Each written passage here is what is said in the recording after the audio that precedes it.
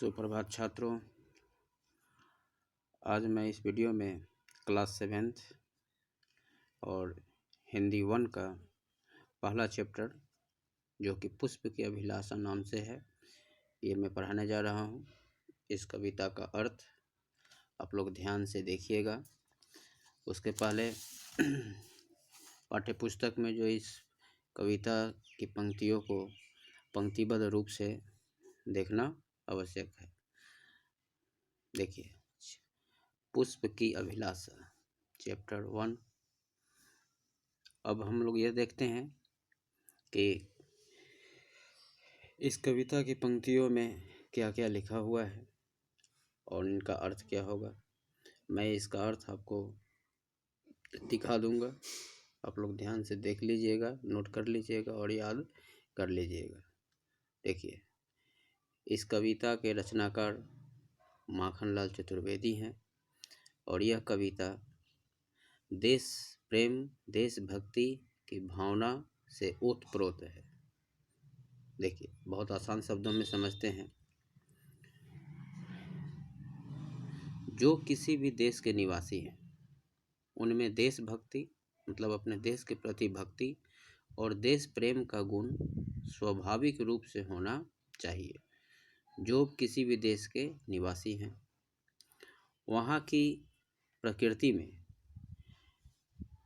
निहित मतलब प्रवेश, समाहित समितत्व देश से अनुराग रखने वाले होते हैं। साधारण अर्थ यह होगा कि जो अपने देश में रहते हैं वे लोग उस देश की प्रकृति में, उस देश की प्रकृति से, वहाँ के वातावरण से अपने आप को जुड़ा हुआ महसूस करते हैं।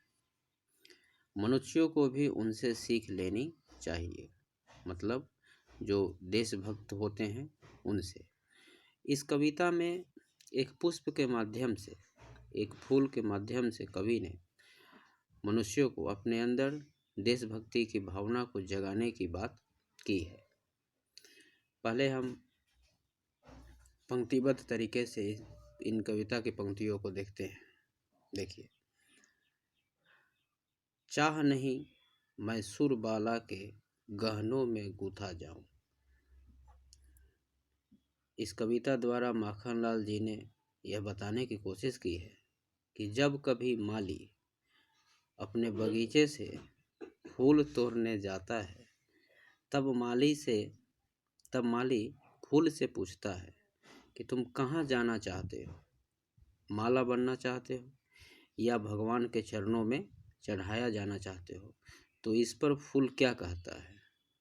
इस पर फूल कहता है कि चाह नहीं मतलब मेरी यह इच्छा नहीं कि मैं सुरबाला के मतलब अप्सराओं के गहनों में गूंथा जाऊं, मतलब मैं किसी अप्सरा के गहनों में गूंथना नहीं चाहता। चाह नहीं प्रेमी माला में बिंद प्यारी को ललचाऊं, मतलब मैं किसी दो प्रेमियों के लिए माला भी नहीं बनना चाहते। चाह नहीं सम्राटों के सौ पर हे हरि डाला जाऊं, मतलब मैं किसी राजा महाराजा के सौ पर भी नहीं जाना चाहता हूं, या मुझे यह इच्छा नहीं है कि मैं किसी राजा के सौ पर मुझे चढ़ाया जाए। चाह नहीं देवों के सिर पर चढ़ूं भाग्य पर इठलाऊं, मुझे चाह नहीं है कि मुझे भगवान पर भी चढ़ाया जाए और मैं अपने आप को भाग्यशाली मानूं।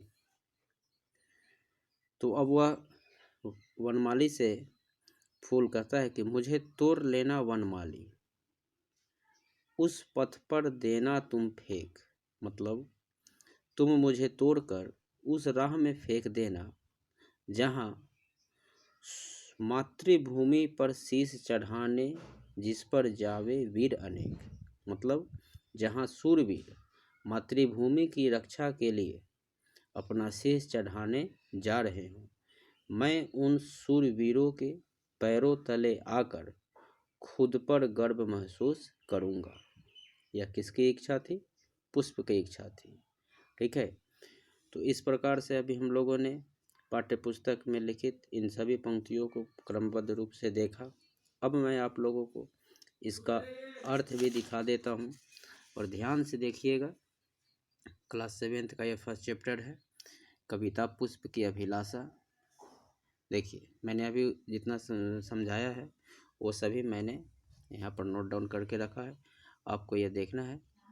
इस कविता द्वारा मतलब पुष्प की अभिलाषा कविता द्वारा माखनलाल जी ने यह बताने की कोशिश की है कि जब कभी माली अपने बगीचे से फूल तोड़ने जाता है तब माली फूल से पूछता है कि तुम कहाँ जाना चाहते हो, माला बनना चाहते हो या भगवान के चरणों में चढ़ाया जाना चाहते हो।